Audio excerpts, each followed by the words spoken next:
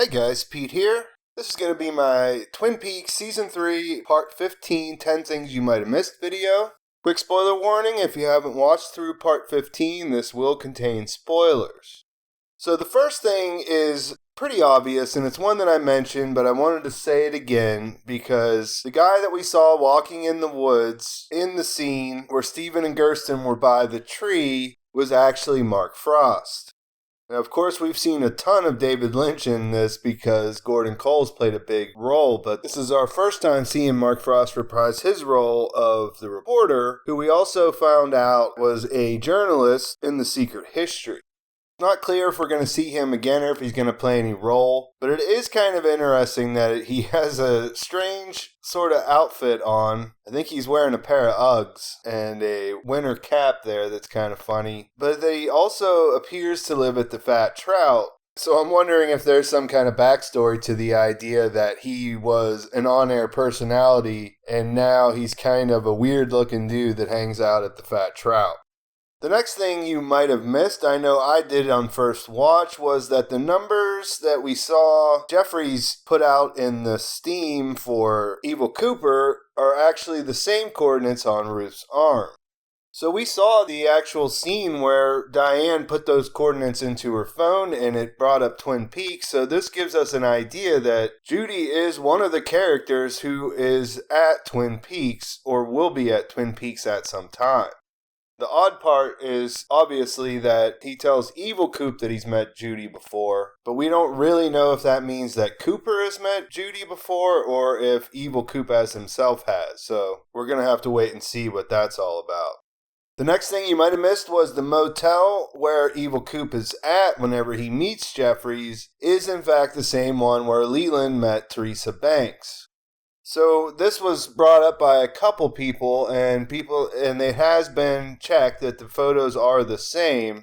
So what we saw there is that hotel that we saw 2 times, I don't know if you called it a motel or whatever, but the 2 times that Leland met with Teresa Banks in Fire Walk with Me. There's really not much more to know about it. I mean, that's where we saw the ring on Teresa Banks. And we saw that the room that Jeffrey's in was number 8, but beyond that, the outside of it doesn't look the same as the inside did. The outside looks the same, but the inside doesn't. So yeah, it's still interesting to keep in mind though.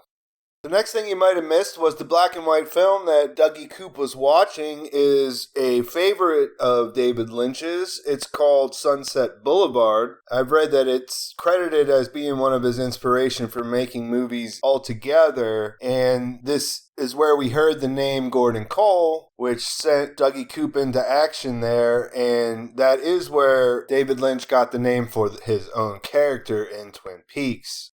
The next one is about Sarah Palmer, and it's not the only one about Sarah Palmer, but I was thinking as I was writing these out and putting it together, this one is really kind of compelling, and it was pointed out by a guy on Reddit who goes by Dumble Me Harry, and he picked out the one frame that you can see pretty clearly here where we see that when you see the jumping man, Sarah Palmer's face is in there superimposed, I guess you would say.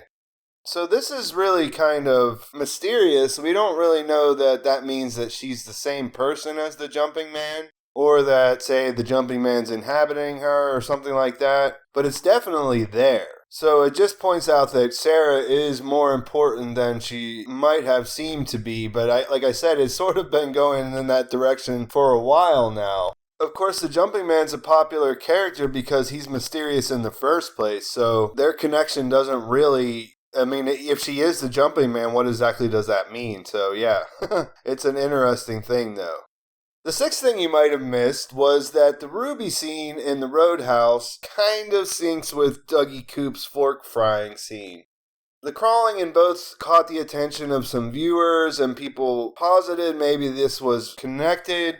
And then a YouTube video surfaced that makes it look like the 2 scenes sync up. They look really nice playing next to each other in the video, but if you pay close attention, the Dougie scene doesn't start from the beginning. So even though they may be meant to mirror each other, in my opinion, to say that it's synced is a big stretch.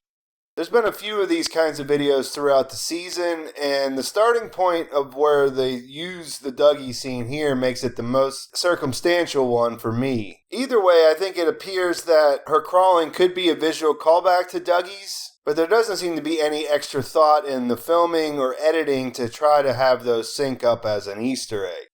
The seventh thing you might have missed is the mysterious woman who appeared to unlock the door for Evil Coop so that he could enter the room where Phillip Jeffries was, shows up again in the last frame of the episode. The courtyard outside his room is shown during the closing credits from a couple different angles, and in the very last scene, or the very last frame, you can see her pop up. She's really just lurking there, and she kind of blends in because she's not moving around, but it's kind of spooky when you look at it as a still photo. The next thing you might have missed was the floor radio, or stereo, or whatever you want to call it, that Woodsman is sitting next to in part 15 looks like the same one that we saw in Fire Walk with Me.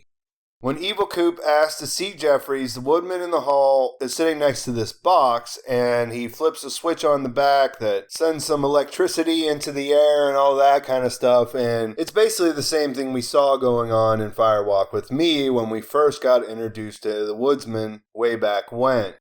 So people are asking if these are the same woodsman. I mean, I think they have to be in a way. I think that maybe the character evolved a little bit creatively. But the first one is kind of a dream sequence if you think about it. So, it wouldn't have to be exactly as it was seen. I don't know. They definitely didn't have the black stuff on them originally, and they were played by different actors, but I still think that this concept would be the same. I don't know why there'd be different varieties of woodsmen.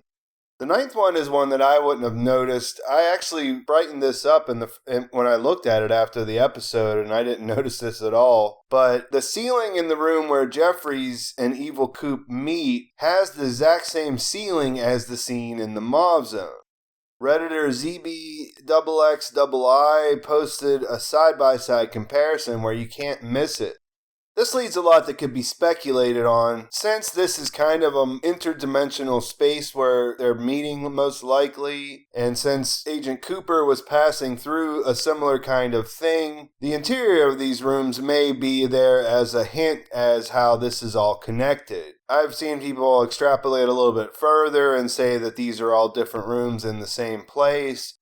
I don't think we could say that for sure, because whenever Cooper drops, he goes inside the window. We never see the front side, but either way, they put this there, and you can't miss it if you brighten the image, so there was a reasoning behind that. It could be just because the director himself enjoys a scene with that kind of ceiling, and they use the same soundstage, but it could also be something else. And the last thing that you might have missed was what Margaret said. Now, her last scene was very emotional, so it might have slipped by you on the first watch. She says, "Watch for that one, the one I told you about, the one under the moon on Blue Pine Mountain." Now, this could be a couple different things, but what's interesting to me about this is that we see a moon and the peak of Blue Pine Mountain a couple of times in the show and in the second half of the series for the most part. So we saw that on Hawk's map, and we saw that on the piece of paper that Briggs put in the tube for the guys to find later that got them to Jackrabbit's palace. Now, some people are pointing to the idea that this may point towards that symbol that a lot of people think relates to the experiment, and this leads to all kinds of different speculation, like maybe that she's talking about Sarah Palmer. On the other hand, she says that watch for that one, the one I told you about. That kind of leads us to Laura Palmer. And if Jackrabbit's Palace is on Blue Pine Mountain anyways, you know what I'm saying? Like, maybe that means that Laura Palmer may reemerge there under the moon. Because it says 253 on 10-1 and 10-2. And this is I'm just thinking out loud here, but it doesn't say that it's at the same time of day. You know what I mean? It could be 2:53 p.m. on the first, 2:53 a.m. on the second. So, that could be something that's a hint towards that. Or it could be as what people are saying, that it could be that that symbol is shown underneath the moon in both of these instances, and that's pointing to the fact that the experiment is in Twin Peaks as well. And because we've seen some imagery that looks similar to that behind Sarah's face when she takes it off, that maybe this is pointing to the fact that she is inhabited by the experiment, or if you want to call her the mother, you can call it that too. But that's the thing that Evil Coop is looking for.